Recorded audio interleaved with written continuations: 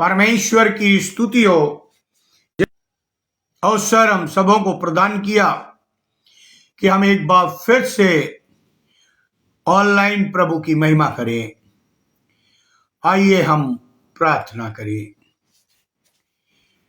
अनुग्रहकारी दयालु पिता परमेश्वर, हम आपको हृदय से धन्यवाद देते सुंदर समय के लिए, संगति के लिए जो आपने हम सबों को दी है। धन्यवाद देते हैं प्रभु जी, ये सुंदर अवसर प्रदान किया कि हम तेरी आत्मा की अगुवाई में तेरे जन्म उत्सव के बारे में सीख सके। धन्यवाद देते हैं भाई अनुपम डेविड जो तेरे दास और उनके परिवार के लिए, हमारे और हमारे परिवार के लिए, और जितने भी ऑनलाइन जुड़े हैं या जुड़ते हैं उन सबों के लिए हम विनती प्रार्थना करते हैं। हम सबों को आशीषित कर, मनों को खोल दे ताकि हम तेरी उस गुण बातों को समझ सकें जो तू हमें समझाना चाहता। इस वर्ष का बड़ा दिन हमारे लिए वाकई बड़ा हो। केवल ये त्योहार ना हो, केवल ये उत्सव ना हो, बल्कि प्रभु जी ये हमें तुझसे मिलने की चाहत उत्पन्न करता। प्रभु जी हम सबों को आशीषित करना, और जितनी देर हम लोग ऑनलाइन रहते हैं उस पर आपकी आशीष का हाथ अपने वेदी के अंगारे से हमारे होठों को छू और पवित्र कर, ताकि जो भी बातें मेरे मुंह से निकले वो तेरी हो, मेरी नहीं। और जहां तक पहुंचे, जिन लोगों तक पहुंचे प्रभु जी वो तेरी उत्तम आशीषों को प्राप्त करें प्रभु यीशु क्रीस्त के द्वारा, आमीन। यदि आपके पास बाइबल है तो निकाल लीजिए मत्ती रचित सुसमाचार, उसका पहला अध्याय 18 से 20 पद, लेकिन मैं 21 पद तक पढ़ूंगा। यीशु मसीह का जन्म इस प्रकार से हुआ कि जब उसकी माता मरियम की मंगनी यूसुफ के साथ हो गई तो उनके इकट्ठा होने से पहले ही वो पवित्र आत्मा की ओर से गर्भवती पाई गई।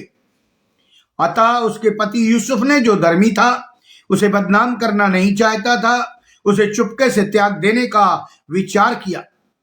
जब वो इन बातों के सोच ही में था तो प्रभु का दूत उसे स्वप्न में दिखाई देकर कहने लगा, हे यूसुफ, दाऊद की संतान, तू अपनी पत्नी मरियम को अपने यहां ले आने से मत डर, क्योंकि जो उसके गर्भ में है वो पवित्र आत्मा की ओर से है। वो पुत्र जनेगी और तू उसका नाम यीशु रखना, क्योंकि वो अपने लोगों का उनके पापों से उद्धार करेगा। परमेश्वर इस वचन के पढ़े और सुने जाने पर आशीष दे, आमीन। आज का टॉपिक है क्रिसमस से पूर्व का दृश्य, बड़े दिन से पूर्व का दृश्य। हम इसे समझने की कोशिश करेंगे। क्रिसमस अर्थात प्रभु यीशु मसीह के इस संसार में आगमन का पर्व है। इस पहले क्रिसमस से पूर्व का चित्र देखें तो उस चित्र में मरियम और यूसुफ को पाते। हम जो क्रिसमस मना रहे हैं उसमें उत्साह है, उमंग है और नाना प्रकार की खुशियां हैं, लेकिन जो पहला क्रिसमस मनाया गया ऐसी कोई बात नहीं थी। प्रभु का दूत आकर उन दोनों को परमेश्वर की योजना का संदेश देते हैं। हम पाते हैं कि यूसुफ मरियम दोनों ही भयभीत हो जाते हैं, घबराते हैं कि अब क्या होगा, और इसके बाद सारा घटनाक्रम घटित होता। क्रिसमस की घटना से पूर्व के दृश्य, परिस्थितियों, चरित्रों के माध्यम से हमारे लिए मिलने वाली शिक्षाओं पर आज हम विचार करेंगे। पहली बात जिस पर हम विचार करने जा रहे हैं, परमेश्वर की महान योजना को पूरा करने के लिए साधारण मनुष्यों को चुनता है परमेश्वर। साधारण परमेश्वर अपनी असाधारण योजना को पूरा करने के लिए, स्वर्ग की योजना को पूरा करने के लिए, परमेश्वर के कथन को पूरा करने के लिए वो जो असाधारण योजना है, साधारण मनुष्यों को चुनता है, उन्हें बुलाता है, उनको दर्शन देता है, उसको इस्तेमाल करता है। मत्ती रचित सुसमाचार उसका पहला अध्याय 20 पद यही गवाही देता है।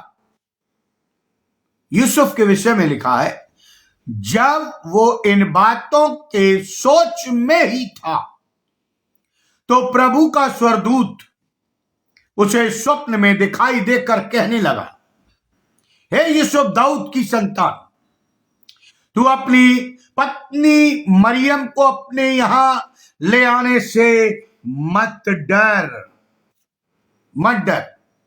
क्योंकि जो उसके गर्भ में है वो पवित्र आत्मा की ओर से।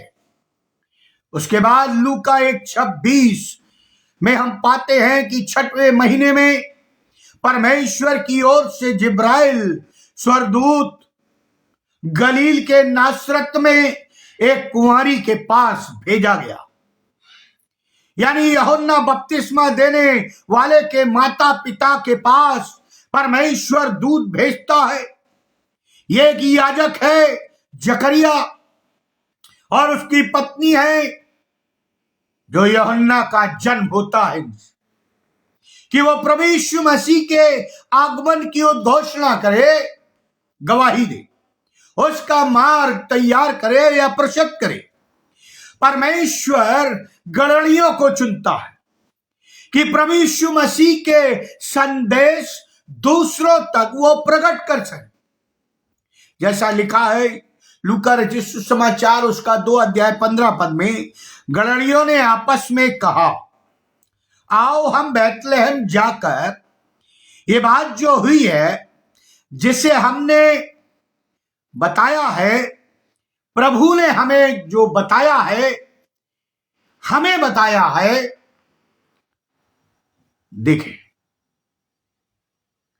परमेश्वर गणनियों जैसे सामान्य साधारण लोगों को चुनता, यूसुफ को चुनता, मरियम को चुनता। ये साधारण परमेश्वर यूसुफ को चुनता, जो एक बढ़ई था, परंतु उसके विषय में लिखा हुआ कि वो एक धर्मी मनुष्य था। परमेश्वर मरियम को चुनता है, जो एक साधारण सी महिला थी, जिसकी कोई विशिष्ट पहचान नहीं थी। परमेश्वर चुनता है ऊंट के रोम का वस्त्र पहनने वाले यूहन्ना बपतिस्मा देने वाले को, कि परमेश्वर के पुत्र के आगमन का प्रचार करे। इसी रीति से परमेश्वर हम में से हर एक को चुनता है। हम में से हर एक के लिए परमेश्वर की एक विशेष योजना है उस स्वर्ग के लिए, तभी तो हमें इस पृथ्वी पर रखा। अक्सर हम कहते हैं कि परमेश्वर ने फला व्यक्ति को चुना है। उसका अर्थ होता है कि इसे प्रचार करना है, इसे प्रभु का सेवक या मसीह का सेवक बनना है, परंतु ऐसी बात नहीं। परमेश्वर भिन्न भिन्न योजनाओं के लिए भिन्न भिन्न व्यक्तियों को चुनता। भिन्न भिन्न योजनाओं के लिए परमेश्वर की कई योजनाएं हैं। परमेश्वर ने कई लोगों को चुना है। प्रियो,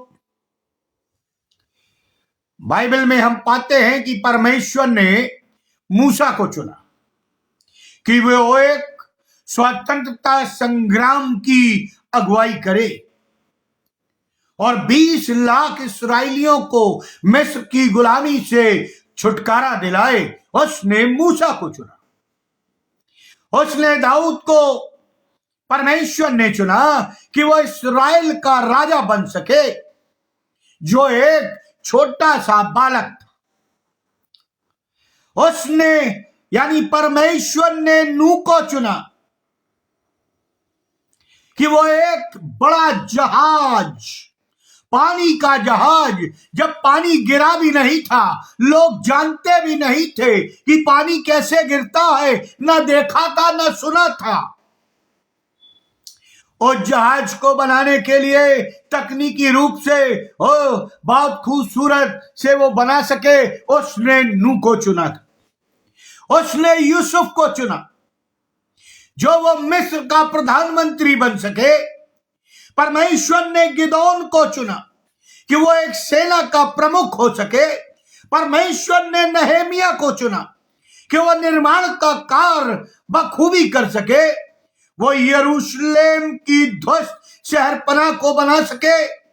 परमेश्वर ने दानियल और शद्रक मेशक अबेदनगो को चुना देश का अधिकारी होने के लिए, परमेश्वर की गवाही देने के लिए, भिन्न भिन्न कार्यों के लिए। परमेश्वर भिन्न भिन्न लोगों को अपनी बुलाहट के द्वारा बुलाता है, उन्हें बोझ देता है। हम में से प्रत्येक को परमेश्वर ने चुना है और हमारे लिए एक उसने योजना बनाई। हमारे जीवन के लिए परमेश्वर की एक इच्छा है जिससे हमें और आपको विश्वास के साथ, गवाही के साथ हमें पूरा करना।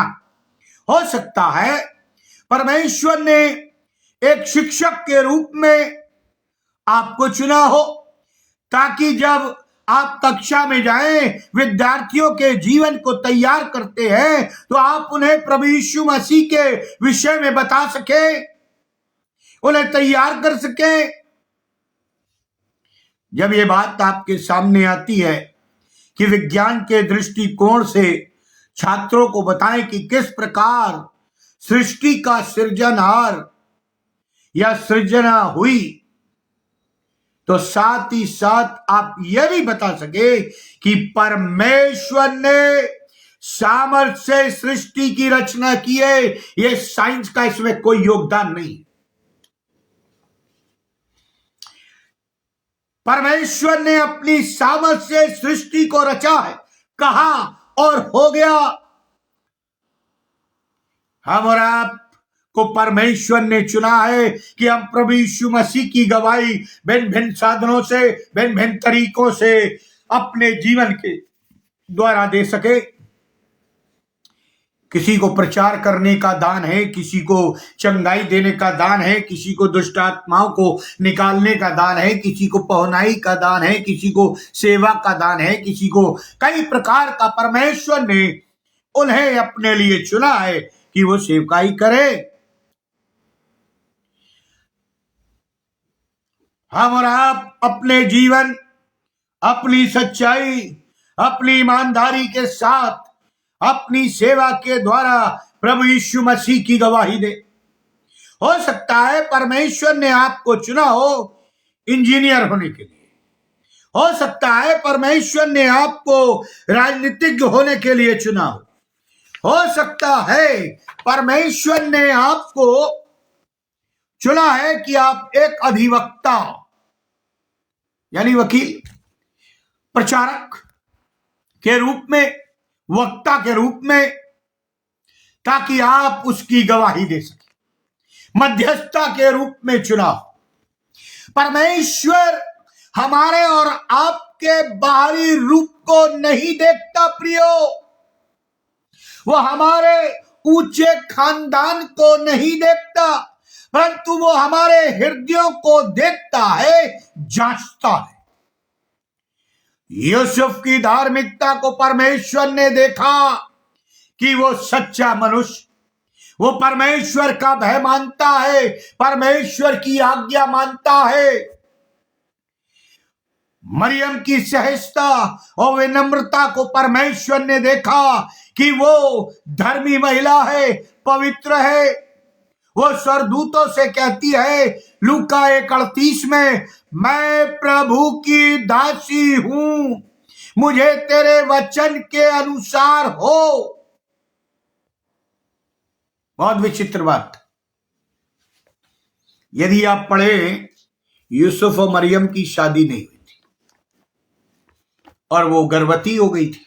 देखिए, मैं पढ़ना चाहूंगा जो आपको परमेश्वर का चमत्कार बता रहा हूं।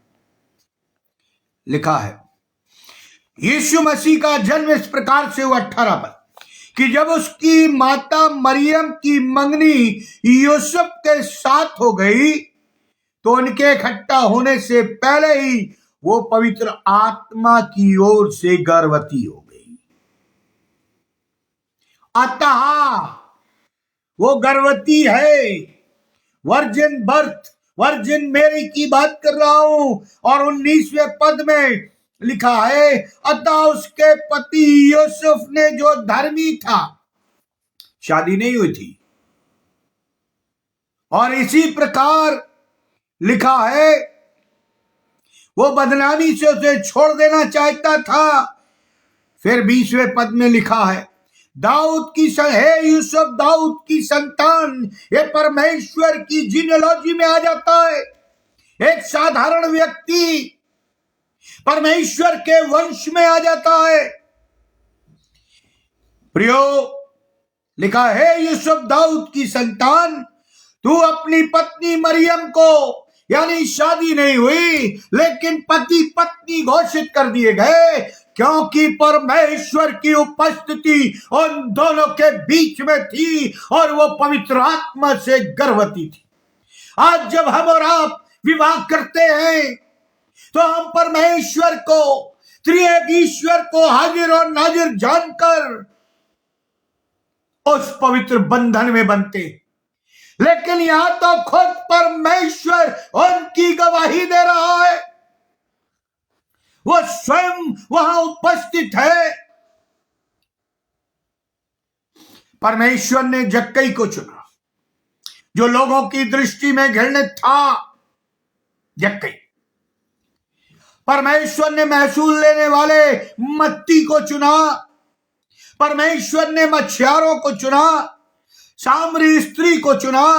परमेश्वर ने शाऊल को चुना। परमेश्वर क्रूस पर लटके हुए उस डाकू को चुनता है कि वो अनंत जीवन को प्राप्त कर सके। ये सारे लोग साधारण थे, साधारण थे। रोमियो की पत्री उसका 12 अध्याय 4 पद में लिखा है, क्योंकि जैसे हमारी देह, एक देह में बहुत से अंग हैं और सब अंगों का एक ही सा काम नहीं, परमेश्वर ने हमें अपनी देह के विभिन्न अंगों के रूप में चुना और भिन्न भिन्न दायित्व परमेश्वर ने हर एक व्यक्ति को दिया। इसलिए प्रियो, जैसा कि मैंने टॉपिक में बताया, बड़े दिन या क्रिसमस से पूर्व का दृश्य, परमेश्वर ने हमें और आपको चुना है कि जब हम क्रिसमस मनाए तो उसकी गवाही दे, आत्मिकता में आनंदित हो, अपने संबंध प्रभु यीशु से सुधार ले। दूसरी बात जो मैं कहना चाहता हूं वो है, परमेश्वर कठिन परिस्थितियों में अपने लोगों को प्रशिक्षित करता है। कठिन परिस्थितियों, परमेश्वर का परीक्षण और प्रशिक्षण आसान नहीं होता। यह प्रशिक्षण आरामदेह नहीं होता। यह प्रशिक्षण ऐश और आराम के लिए नहीं होता। कई बार तो हो सकता है कि वो बहुत रुचिकर भी ना हो, हमारे रुचि में ना आता हो कि हम उसे करें, या हम करना पसंद ना करते हो, परंतु परमेश्वर अपने लोगों को बुलाता है, उन्हें चुनता है, उन्हें कठिन परिस्थितियों से गुजारता है। तब परमेश्वर का प्रशिक्षण हमारे जीवन में होता है। ये बहुत प्रमुख बात है जो हमें और आपको इस बड़े दिन पर सीखना है। कई मुसीबतें हमारे ऊपर आती हैं, कई सताव आते हैं, हम और आप डर जाते हैं, घबरा जाते हैं। लिखा है, जब तक सोना ताया नहीं जाता वो चोखा नहीं होता। परमेश्वर हमें ताता है। मरियम को परमेश्वर ने चुना, वो पवित्र आत्मा की सामर्थ से गर्भवती पाई गई। मरियम के लिए यह एक कठिन परिस्थिति थी। मैं पहले बड़े दिन की बात कर रहा हूं, मैं 2025 बड़े दिन की बात तो नहीं कर रहा।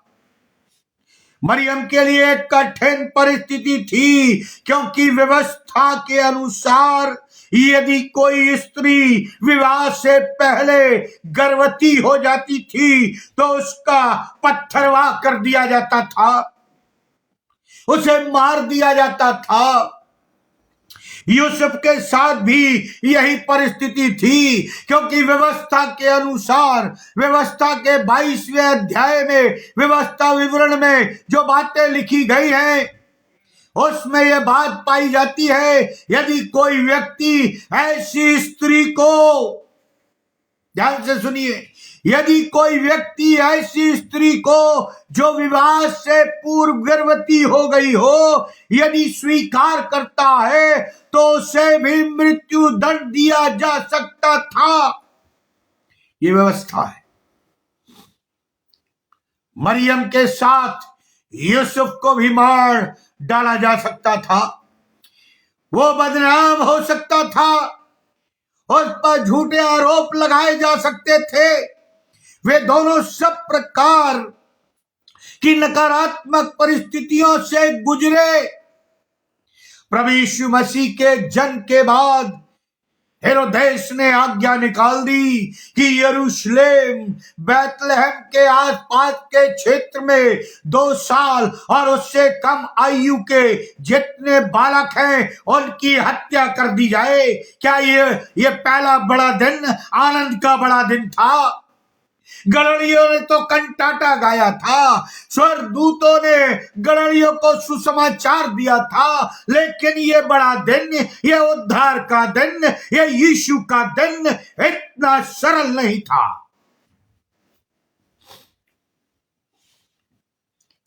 प्रियो, इस कठिन परिस्थिति से परमेश्वर ने उन दोनों को गुजरने दिया। मत्ती रचित सुसमाचार उसका 2 अध्याय 13 और 14 पद में हम पाते हैं कि यूसुफ को स्वप्न में चुनौती प्राप्त हुई कि इस बच्चे को लेकर तुम मिस्र को चले जाओ, क्योंकि यहां उसको हेरोदेस मार डालना चाहता है। कल्पना कीजिए उस समय की कड़ाके की ठंड की। एक छोटा बालक है, उसकी माता मरियम और यूसुफ है। मैंने आपको पढ़ के बताया, दोनों पति पत्नी की तरह घोषित किए गए। उन दिनों में पैदल यात्रा करना पड़ती थी या जानवरों के ऊपर। जानवर के ऊपर तो बैठा दिया जाता था स्त्री को, लेकिन पुरुष पैदल ही चलता था। हम कहेंगे, परमेश्वर तूने हेरोदेस को क्यों नहीं मार डाला?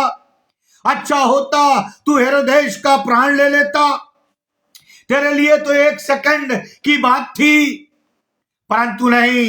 ये परमेश्वर की योजना है कि वे इस पीड़ा से गुजरे, इस प्रशिक्षण से वे गुजरे, इस लंबी यात्रा और कठिन यात्रा, नाना प्रकार की ठंड की यात्रा से गुजरे। अपने बच्चे को लेकर वे उस अनजान देश में जाकर तब तक ठहरे रहे जब तक परमेश्वर का निर्देश या आदेश उन्हें प्राप्त न हो गया। परमेश्वर ने उनको प्रशिक्षित किया कि वे इन कठिनाइयों से कैसे जूझ सकते हैं और निकल सकते हैं। पुराने नियम में हम यूसुफ को देखें, उसे गड्ढे में डाल दिया गया, उसे गुलाम बनाकर 2 बार बेच दिया गया, झूठे आरोप लगाकर जेल में डाल दिया गया, परंतु यह उसका प्रशिक्षण परमेश्वर के द्वारा था। यह प्रशिक्षण समय में, काल में चल रहा था कि वो मिस्र का प्रधानमंत्री बन सके। एलिया के विषय में हम पाते हैं कि रानी इजबेल उसका प्राण लेने पर है, उसको धमकी देती है और एलिया को भागना पड़ता है, जो परमेश्वर का दास है, जिससे परमेश्वर बातचीत करता है, जो बाद में मृत्यु को नहीं देखता, लेकिन वो भी डर जाता है इस संसार के शैतानी कार्यों और लोगों के द्वारा।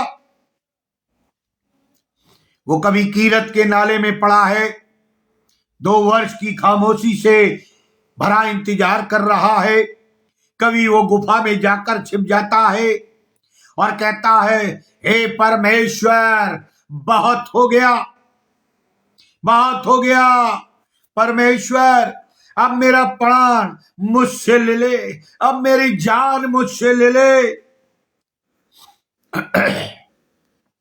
प्रियो, ये कहना इतना आसान नहीं था, कितना दर्द और पीड़ा से भरा हुआ था। इब्राहिम के जीवन में एक ऐसा समय आता है जब परमेश्वर कहता है, तू अपने इकलौते पुत्र को मेरे लिए बलि चढ़ा दे। अपने इकलौते बेटे को मोरिया पर्वत पर लेकर उसका बलिदान करने के लिए वो चल रहा है। कल्पना कीजिए उस पिता के दर्द को, जिसे 75 साल में परमेश्वर ने कहा बेटा दूंगा और 100वें साल में बेटा हुआ। 25 साल का अंतराल वो देखने पाया, तब एक बेटा हुआ और परमेश्वर कहता है, इसे मुझे दे दे। वो जानता है कि उस पर्वत पर जाकर उसे अपने बेटे को बलिदान करना है। उसने पत्नी को नहीं बताया। बेटा बार बार पूछता है, पिताजी आग हमारे पास है, लकड़ी हमारे पास है, बलिदान नहीं है। वो कहता है, परमेश्वर आप उपाय करेगा। हम उस दर्द की कल्पना भी नहीं कर सकते जो अब्राहम या इब्राहिम अपने दिमाग और शरीर में झेल रहा था। दानियल भी जब युवा ही था, उसे गुलाम बनाकर दूसरे देश ले जाया गया। गुलाम बनाकर उसे दूसरे देश में ले जाया गया। उस पर दबाव डाले गए, भयंकर दबाव, और उसे समस्याओं से, कठिनाइयों से होकर गुजरना पड़ा। प्रियो, पहला बड़ा दिन हर्ष और आनंद का नहीं था। उन माताओं से पूछिए, उन पिताओं से पूछिए, उन रिश्तेदारों से पूछिए जिनके 2 साल के बच्चे मार दिए गए। रुद्र का वो करा का, वो चीत्कार का, वो आंसुओं का बड़ा दिन था जब उद्धारकर्ता ने जन्म लिया। मरियम और यूसुफ के लिए भी इतना सरल नहीं था, क्योंकि वो व्यवस्था जानते थे।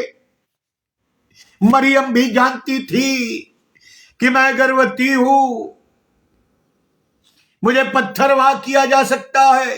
यूसुफ भी जानता था, इसलिए डर के मारे वो उन्हें छोड़ देना चाहता था उसे, लेकिन पवित्र आत्मा की अगुवाई से वो गर्भवती थी, इसलिए आज भी कोई उस पर उंगली नहीं उठाता। ये परमेश्वर की योजना है। यूसुफ भी डर गया था, क्योंकि वो व्यवस्था को जानता था। वो धर्मी पुरुष था। वो जानता था, यदि मैं स्त्री को अपने पास रखूंगा तो मुझे भी पत्थरवाह कर दिया जाएगा। लेकिन स्वर्गदूतों ने परमेश्वर की आज्ञा के अनुसार उससे कहा, हे यूसुफ मत डर, अपनी पत्नी को ला। ये स्वर्गदूत ने कहा, तू पति है, वो पत्नी है, केवल फर्क इतना है, परमेश्वर बीच में मौजूद है, जो पवित्र आत्मा से गर्भवती हुई। यूहन्ना 1:1। आदि में वचन था, वचन परमेश्वर के साथ था और वचन परमेश्वर था और वचन देहधारी हुआ। प्रियो, शद्रक मेशक अबेदनगो को भी उस कठिन परिश्रम से गुजरना पड़ा। पौलुस जब तक शाऊल था तो सबको ठीक चल रहा था, उसके जीवन, उसके सामने समस्याएं नहीं थी, परंतु जब परमेश्वर की योजना में शामिल हो गया तो कठिन परिस्थितियों से उसे भी गुजरना पड़ा। प्रियो, आज जितने भी मसीही मेरा संदेश सुन रहे हैं, सुनेंगे, सुन लीजिए, यदि परमेश्वर ने आपको चुना है तो एक विशेष काम के लिए चुना है। हम भिन्न भिन्न कार्यों को प्रभु के लिए करते हैं ताकि उसके राज की बढ़ोतरी हो। इसलिए प्रियो, जब हमारे ऊपर मुसीबतें आए, बीमारी आए, जो भी समस्याएं आए, शैतान कोई भी कार्य क्यों ना कर ले, हम विश्वास में और गवाही में जुड़ रहे।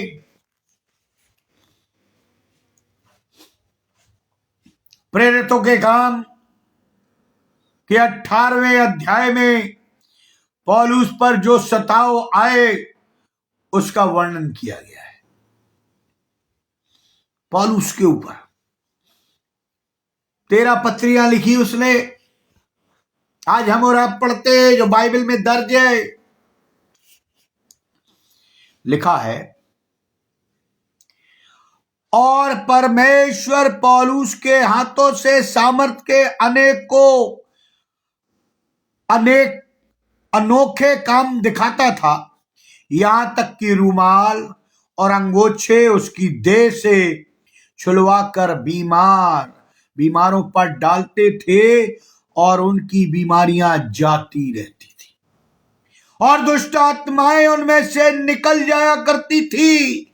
ये वो पौलुस शाऊल था जो मसीहों को सताता था, जेल खानों में डालता था, नाना प्रकार की यातनाएं देता था। वो सोचता था कि मैं अच्छा कार्य कर रहा हूं, लेकिन जब इसका सताव चरम पर पहुंच गया तब प्रभु यीशु मसीह ने इसे दर्शन दिया और कहा, हे शाऊल, तो मुझे क्यों सताता है? दमिश्क की गलियों में जब परमेश्वर ने उसे पुकारा तो वो शाऊल से पौलुस हो गया, उसका आचरण बदल गया। बाइबल कहती है उसे 39 कोड़े मारे गए, नाना प्रकार की यातनाएं पौलुस को दी गई, लेकिन उसने फिर पीछे मुड़ के नहीं देखा। वो गवाही अपने जीवन से देता रहा और प्रभु की महिमा करता रहा। उसे जेल हो गई और नाना प्रकार की चीजें हुई, आप जानते हैं। बाइबल कहती है, परंतु इससे पहले पौलुस पीड़ा से गुजरा। परमेश्वर का प्रशिक्षण इन पीड़ाओं, संघर्षों और तनावों को लेकर गुजरने पर ही पूरा होता। संघर्ष से गुजरना ही विजय प्राप्त होती। कई मसीहों को आपने देखा होगा, बड़े परेशान रहते हैं, बड़ी समस्याओं में रहते हैं। लिखा है, जब तुम परीक्षा में पढ़ो तो इसे आनंद की बात समझो। हम कुड़कुड़ाएं बुड़बुड़ाएं नहीं इस्राएलियों की तरह, क्योंकि बाइबल कहती है कुड़कुड़ाना पाप है और जो भलाई करना जानता है और भलाई नहीं करता वो भी पाप करता है। प्रियो, आज प्रभु यीशु मसीह का जन्मदिन हम मनाएंगे और इसलिए मैंने आपको कहा क्रिसमस से पूर्व का दृश्य है ये। कितना कठिन, कितना दर्दनाक, कितना रोने वाला, बेचैन करने वाला, परीक्षाओं से गुजरने वाला, उसके बाद हमारा उद्धार हुआ है। आगे बढ़ते हैं। आज यदि हम और आप निराश है, तनाव में है, यदि हमारे सामने ऐसी परिस्थितियां हैं कि कोई रास्ता नहीं दिखाई देता, किसी लाइलाज बीमारी के हम शिकार है या उससे गुजर रहे हो, तो इस बात को निश्चय जाने कि परमेश्वर आपके हृदय को किसी विशेष योजना के लिए प्रशिक्षण कर रहा है, प्रशिक्षित कर रहा है, प्रशिक्षण दे रहा है, ट्रेनिंग दे रहा है। जब हम और आप इस पीड़ा, सताव और तनाव से गुजर रहे हैं तो अवश्य परमेश्वर का कोई आश्चर्य कर्म आपके जीवन में होने वाला है। परमेश्वर अपने लोगों को कठिन परिस्थितियों में डालकर उनके हृदय और उनके जीवन की प्रशिक्षित उन्हें करता है और तब उनके जीवन से और उनके जीवन में आश्चर्य कर्म होते हैं। ऐसा ही नहीं होने लगते, ऐसा ही नहीं होने लगते। प्रियो, परमेश्वर सब कुछ जानता है। तीसरी बात, परमेश्वर के बड़े बड़े कार्यों का प्रारंभ बहुत छोटे रूप में होता है। मैंने पहली बात बताई आपको कि परमेश्वर साधारण लोगों को चुनता है। दूसरी बात आपको बताई, कठिन परिस्थितियों से प्रशिक्षित करता है। और अब तीसरी बात है, परमेश्वर के बड़े बड़े कार्यों का प्रारंभ बहुत छोटे रूप में होता है, बहुत छोटे रूप में होता है। परमेश्वर की योजना का प्रारंभ बहुत छोटे रूप में होता है। प्रियो, महत्वहीन सा लगता है मनुष्य की दृष्टि में। प्रभु यीशु का जन्म परमेश्वर के उद्धार की योजना है। यह संपूर्ण मानव जाति को उसके पापों को छुड़ाने की योजना है कि मनुष्य पापों से छुटकारा पाए, उन्हें अनंत जीवन देने की योजना है, मुक्ति देने की योजना है, पवित्र करने की योजना है। जो संबंध अदन की वाटिका में टूट गया, वो संबंध को जोड़ने की योजना है। परंतु सृष्टि की सबसे बड़ी योजना का प्रारंभ कहां से होता है? देखिए, साधारण लोगों से। साधारण से लोग हैं, साधारण से गांव में एक साधारण सी गौशाला है, एक साधारण सी चरनी है, एक छोटा सा बालक है, गड़रिये जो साधारण है, उनका संदेश है बढ़ई का परिवार है ना, साधारण। परमेश्वर का कार्य बहुत छोटे छोटे स्थानों पर छोटे से रूप में प्रारंभ होता है। उन मिशनरियों से पूछिए जो पूरे विश्व में मिशनरियों का काम करने के लिए निकले। छोटे से प्रारंभ किया, जहां कोई सुख साधन नहीं था वहां भी रहे। कईयों ने अपने प्राणों की आहुति दे दी, कईयों ने अपनी जवानी को खो दिया, कई यहीं मर गए और खप गए। लेकिन ये छोटे से गवाही और कार्य आज विशाल हो गया है। प्रियो, परमेश्वर का कार्य बहुत छोटे छोटे स्थानों पर छोटे से रूप से प्रारंभ हो जाता है और फिर आगे बढ़ता है। हम रातों रात लखपति बनना चाहते हैं, ऐसा नहीं होता। रातों रात हम चाहते हैं परमेश्वर हमें सब कुछ दे दे, दानों वरदानों से विभूषित कर दे। प्रशिक्षण लेना अनिवार्य है पवित्र आत्मा की अगुवाई में। इसलिए जाने से पहले प्रभु यीशु मसीह ने जब वो पिता के पास जा रहा था, उसने कहा था तुम ठहरे रहो, मैं तुम्हें एक सहायक दूंगा। यदि आज हम अपने आप को छोटा, बहुत छोटा समझते हैं, यदि हमें लगता है कि हम छोटे से स्थान पर सेवकाई कर रहे हैं, क्या सेवकाई है? छोटा सा चर्च है, छोटी सी कलीसिया है, हाउस चर्चेज है, नाना प्रकार की चीजें हैं, छोटी सी सेवकाई है, कोई मेंबर नहीं है, केवल दुआ करते हैं, केवल प्रचार कर रहे हैं। हमारी बहुत छोटी सी सेवा है। तो ये जान लें कि यदि हम अपने जीवन में विश्वास योग बने रहेंगे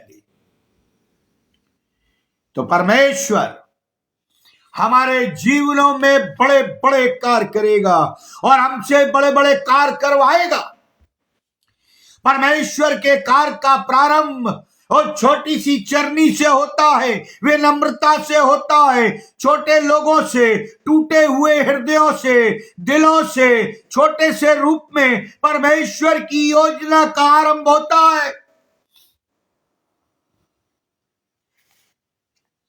किसी को नहीं मालूम था कि परमेश्वर ने योजना बना ली। उस साधारण सी स्त्री मरियम, साधारण से पुरुष यूसुफ को चुन लेता, लेकिन लिखा है वे धर्मी थे।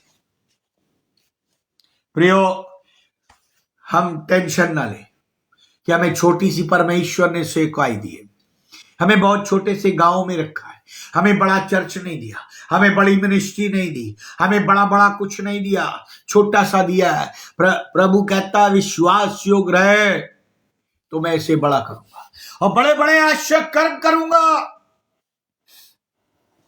कितने भी बड़े बड़े पास्टर हुए, हीलर हुए, आप उनकी गवाही पढ़ें, कितना दर्द सहा उन्होंने, प्रभु की आत्मा में उन्होंने प्रशिक्षण लिया, तब जाकर वो इतने बड़े हो पाए। चौथी बात, अंतिम विजय परमेश्वर की है। अंतिम विजय, यह बात निश्चित है कि अंतिम विजय परमेश्वर और उसके लोगों की है। चाहे क्रिसमस से पहले का दृश्य हो,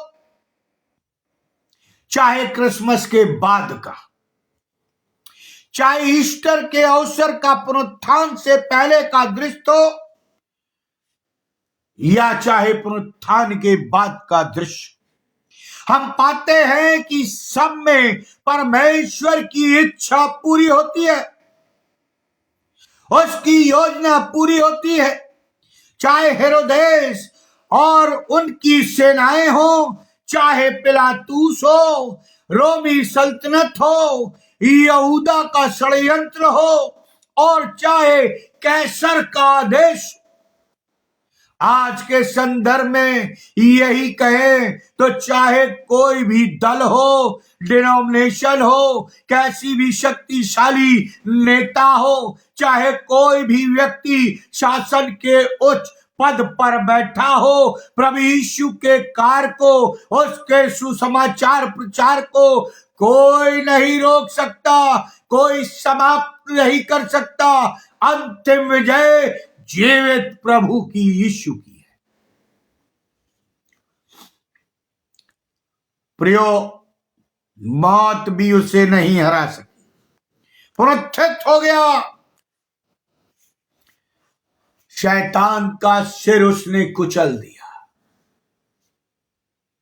ताकि हम और आप बचाए जाए, हमारे पाप क्षमा किए, वो पवित्रता का संबंध फिर से उस सलीब की लहू की धारा से वो बना देता जो उसके बदन से निकलता है। अंतिम विजय उन्हीं की है जिसके ऊपर प्रभु यीशु मसीह की लहू की मुहर लगी है। यूहन्ना को पतमुस के टापू पर दर्शन होता है। प्रकाशित वाक्य उसका 20 अध्याय के कुछ पद पढ़ लेता हूं मैं।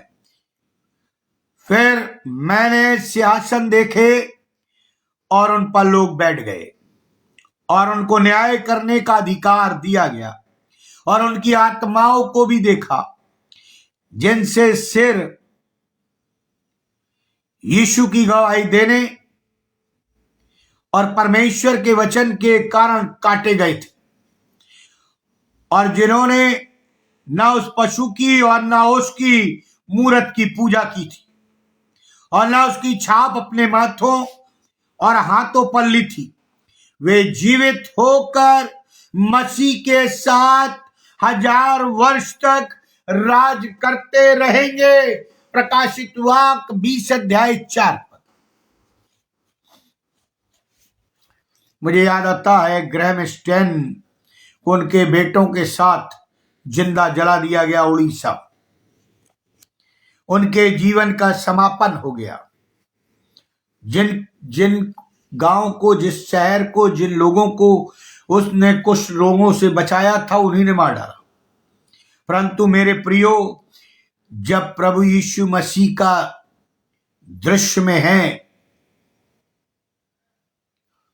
उस दृश्य में है, जब परमेश्वर उस दृश्य में है, यीशु और पवित्र आत्मा उस दृश्य में है, तो संसार समापन नहीं है। इस संसार के पार एक बेहतर संसार है। इस देह के पार एक बेहतर देह, महिमा युक्त देह है। इस संसार के पार, उस संसार में एक सिंहासन है। और ऐसे लोग जो पीड़ाओं से गुजरते हैं, बीमारी दर्द से गुजरते हैं, यीशु के नाम से सताए जाते हैं, यहाँ तक कि हत्याएं होती है, संसार में जिनका अंत निराशाजनक होता है, वे लोग परमेश्वर के साथ हजारों हजार वर्ष तक सिंहासन पर बैठकर न्याय करेंगे। मेरे प्रियो, जो बड़े दिन की कहानी है वो इस संसार में खत्म नहीं होगी। प्रकाशित वाक्य 7 अध्याय 13 से 17 पद में लिखा है, उस पर प्राचीनों में से एक ने मुझसे कहा, वे श्वेत वस्त्र पहने हुए कौन हैं और कहां से आए हैं? मैंने उनसे कहा, हे स्वामी, तू ही जानता है। उसने मुझसे कहा, ये वे हैं जो उस बड़े क्लेश से निकल कर आए हैं। उन्होंने अपने अपने वस्त्र मेमने के लहू में धोकर श्वेत किए हैं। इसी कारण वे परमेश्वर के सिंहासन के सामने, उसके मंदिर में दिन रात उसकी सेवा करते हैं। और जो सिंहासन पर बैठा है वो उनके ऊपर अपना तंबू तानेगा। फिर वे भूखे और प्यासे ना होंगे, और न उन पर धूप और न उन पर कोई तपन रहेगी या पड़ेगी, क्योंकि मेमना जो सिंहासन के बीच में है वो उनकी रखवाली करेगा और उन्हें जीवन रूपी जल के सोतों के पास ले जाया जाएगा, और परमेश्वर उनकी आंखों से सब आंसू पोंछ डालेगा। कितना धन्य दिन होगा जब परमेश्वर अपने हाथों से हमारे और आपके आंसुओं को पोंछेगा। अभी वो जब हम रोते हैं, बिलबिलाते हैं, गिड़गिड़ाते हैं, सताव है, हमारे आंसुओं को कुप्पी में रखता है। प्रथम क्रिसमस का पर्व एक दुखद पर्व था। बहुत ध्यान से सुनिएगा। आत्मिक रूप से आज हम मानते हैं कि वो सुखद पर्व था, परंतु आप और मैं कल्पना कीजिए उन माताओं की पीड़ा का, उनके 2 वर्ष के बच्चों का, उससे कम उम्र के बच्चों के सिर राजा हेरोदेस ने कटवा दिए। उन परिवारों की क्या स्थिति रही होगी? क्या वो आनंद मना सकते हैं? अगर आज हमारे जीवन में आंसू है, आज अगर बीमारियों में ने हमें घेर रखा है, आज हमें लोग संसार में सता रहे हैं, अगर हमारे जीवनों में तनाव है, हृदय में दबी हुई पीड़ाएं हैं, अगर आज हमारे जीवनों में अनुत्तरित प्रश्न है कि प्रभु मेरे साथ ऐसा क्यों हुआ, यदि ऐसा है तो इस क्रिसमस के अवसर पर हमें और आपको सीखना होगा कि जीवन की हर निराशा में हमें आनंदित रहना है। चाहे बीमारी हो, चाहे सताव हो, चाहे हत्या हो, चाहे मारपीट हो, चाहे चर्च का जलाना हो, चाहे जेल खानों में डालना हो, या कुछ भी सताव हो, हमें हर परिस्थिति में, निराशा में आशावंदित होना है, क्योंकि उद्धार का दिन आने वाला है। अनंत जीवन का दिन आने वाला है, इसलिए कलीसिया दूसरे आगमन की तैयारी कर रही है। यदि हम इस संसार में अपने आप को छोटा और तिरस्कृत महसूस करते हैं, तब हम तनाव, पीड़ाओं और दुखों से गुजरते हैं। हमें याद रखना है कि अब वो समय आ गया है जब हमारे जीवनों में परमेश्वर का आश्चर्य कर्म हो। परमेश्वर का आश्चर्य कर्म हमारे जीवन में तब होगा जब हम विश्वास योग बने रहेंगे। अंत तक विश्वास रख, धीरज धर, तो तू उस मुकुट को प्राप्त करेगा। और अंत में मैं कहना चाहता हूं, अब्राहम लिंकन, समय तेजी से जा रहा, मैं समय से समाप्त कर दूंगा।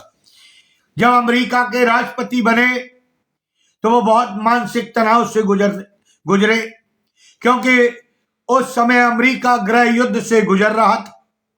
उस गृह युद्ध में हजारों लोग मारे गए थे। राष्ट्रपति बनने के बाद अब्राहम लिंकन सप्ताह में 3 घंटे अस्पताल में उन लोगों से मिलने जाते थे जिन्हें आईसीयू में रखा गया होता था। वे ऐसे लोग होते थे जिनके बचने की कोई संभावनाएं नहीं थी। अब्राहम लिंकन ऐसे लोगों के पास जाकर उनके साथ समय बिताते थे। उनमें से बहुत से लोग ये नहीं जानते थे कि वे अमेरिका के राष्ट्रपति हैं। अपनी आत्मकथा में वो एक घटना का जिक्र करते कि वे एक ऐसे सैनिक के पास पहुंचे जो युद्ध में बहुत गंभीर रूप से घायल हो गया था। उसके शरीर में 68 फ्रैक्चर थे और उसके बचने की कोई आशा नहीं थी। अब्राहम लिंकन ने उससे पूछा कि मैं तुम्हारे लिए क्या कर सकता हूं। उस सैनिक ने कहा कि मैं अपनी मां को चिट्ठी लिखना चाहता हूं। मैं बोल तो सकता हूं पर अपने हाथ से लिख नहीं पाऊंगा। क्या आप मेरी मां की और मेरी मां को अपनी तरफ से लिखकर उन्हें भेज देंगे? अब्राहम लिंकन ने कहा, तुम बोलो, मैं लिखता हूं। उस सैनिक ने जो चिट्ठी लिखवाई वो कुछ इस प्रकार थी, ध्यान से सुनिए। मेरी प्यारी मां, मैं अपने कर्तव्यों को पूरा करते समय गोलियों का शिकार हो गया हूं। मेरा बचना संभव नहीं है। तुम मेरे लिए दुख मत करना। मेरी प्रार्थना तुम्हारे और पापा के साथ है। ईश्वर तुम्हें और पापा को आशीष दे। मैरी और जॉन को भी मेरी ओर से प्यार देना। तुम्हारा गैरी। खराब हालात की वजह से वो सैनिक हस्ताक्षर नहीं कर सका। पत्र में नीचे अब्राहम लिंकन ने हस्ताक्षर किए और लिखा, जो अमेरिका का राष्ट्रपति था। आपके बेटे ने लिखवाया। लिखने वाला अब्राहम लिंकन। सैनिक ने उस पत्र को पढ़ा तो वो बहुत चक्का रह गया। उसने कहा, क्या आप सचमुच अब्राहम लिंकन हैं, अमेरिका के राष्ट्रपति हैं? उन्होंने कहा, हाँ, मैं अब्राहम लिंकन हूं। और सैनिक ने कहा कि मेरी अंतिम इच्छा है कि आप मेरे हाथ को पकड़ ले, मेरा हाथ अपने हाथ में ले ले। अब्राहम लिंकन ने उसका हाथ अपने हाथ में लिया और अपने प्रेम का इजहार किया। फिर उन्होंने कहा, मैं तुमसे एक बात कहता हूं कि मैंने तो तुम्हारा हाथ थाम लिया है, मगर तुम उसका हाथ थाम लो जो मृत्यु के बाद तुम्हें अनंत जीवन दे सकता है।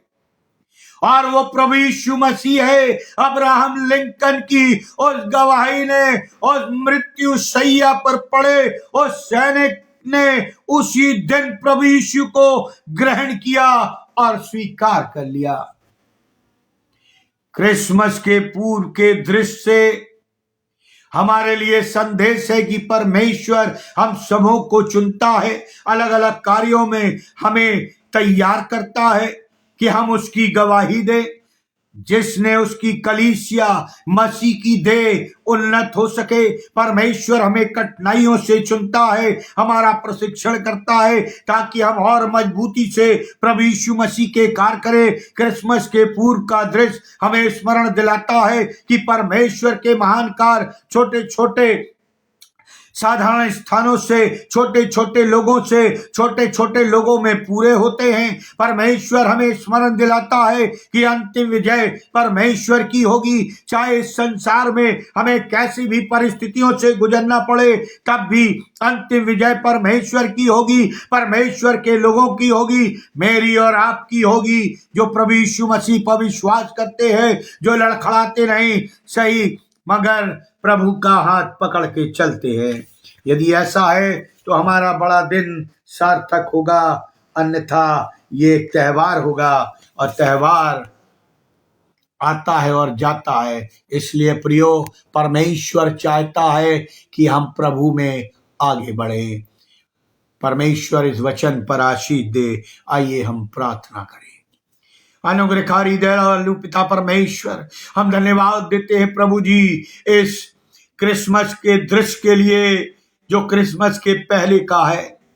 आप हमें छोटे छोटे हम लोग हैं, हमारी कोई योग्यता नहीं है, लेकिन आप दयालु हैं, हाँ विलंब से कोप करने वाले हैं। प्रभु जी, आप अपने लहू से शुद्ध और पवित्र करें, और हमें जहां भी छोटे गांव में छोटे जगह रखा है, छोटी सी सेवकाई दी है, प्रभु जी हम विश्वास योग्य रहे, ताकि प्रभु जी जब तू आए तो हम उठाए जाए। ये बड़ा दिन हमारे लिए बड़ा उत्सव बन जाए, आत्मिक उत्सव बन जाए, शारीरिक नहीं, भौतिक नहीं, बल्कि ये वो उत्सव बन जाए जो तूने हमारे लिए ठहराया है, कि हम सब बचाए जाएं और गवाही दें, ताकि जो नहीं बचे हैं वो भी बचाए जाए और तुझे उद्धारकर्ता के रूप में ग्रहण करें, ताकि जब तू आए तो हम तेरे साथ बादलों पर जाएं।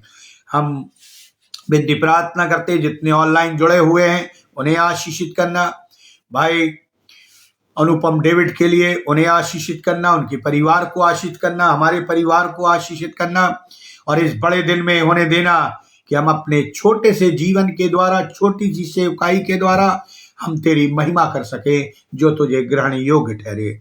इस विनती को सुनिए, ग्रहण करिए प्रभु यीशु ख्रीस्त के द्वारा, आमीन। अब परमेश्वर पिता का प्रेम, प्रभु यीशु मसीह का अनुग्रह और पवित्र आत्मा की सहभागिता हम सब विश्वासियों के साथ, विशेष तौर से जितने ऑनलाइन जुड़े हुए या बाद में जुड़ते हैं, जब तक तू दोबारा आने से ठहरता है, जीवन पर्यंत बनी रहे, आमीन। परमेश्वर आप सबों को आशीष दे, आमीन।